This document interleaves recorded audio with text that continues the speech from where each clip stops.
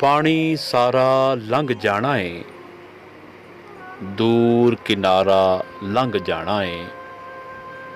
पानी सारा लंघ जाना है, दूर किनारा लंघ जाना है। मैं विचकारे डुब जाना है, तू ते यारा लंघ जाना है। ते हुसन जवानी प्यार मुहब्बत हर सहारा लंघ जाना है।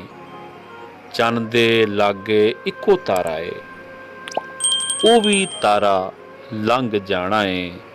ਚੇਤੇ ਰਹਿਣੀਆਂ ਤੇਰੀਆਂ ਗੱਲਾਂ, ਵੇਲਾ ਭਾਰਾ ਲੰਘ ਜਾਣਾ ਏ।